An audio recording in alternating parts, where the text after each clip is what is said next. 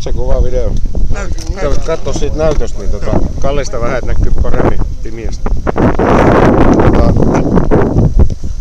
Tuon kätteen. Jos keikuttelet sitä sivutta, niin näet, että se vakausmoottori toimii aika hyvin. Mutta siellä on tietty raja, ettei se määrättömiä.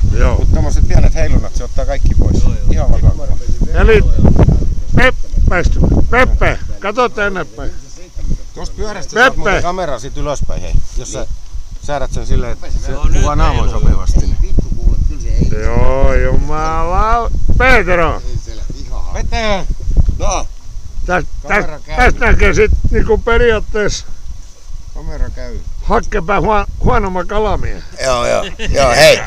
En mä nyt sul jutellut, kun tää on mun partneri. Onko tää hyvä mainos? Hei, Pepen karaoke, tervetuloa. Eihän tää tallenna mitään. Lähdette suoraan intaan. Ei jumala, sun naama oli siellä. Joo, ei sitä mitään.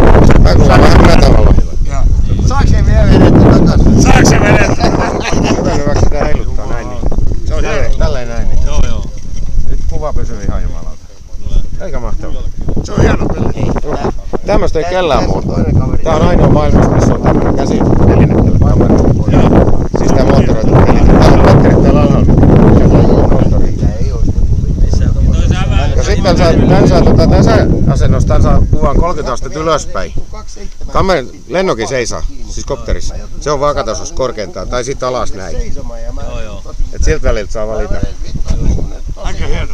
Saa kysyä mitä noita ehkä kustannut. 1250 tässä on täydellinen, nämä kaikki mahdolliset. Ja ei muuta, se on 5 minuuttia, niin se on taivaan ostanut sen paketista tulos. Ja, tää on tän kanssa suhteessa sitten, kun se myydään, että tän se joudut heittämään tuohon kiivaan sitten kopteriin. Se on sinänsä aika inhimillinen, kun sit tulee kuitenkin aika paljon elektroniikkaa. Niin mun mielestä. Ei se niin paha.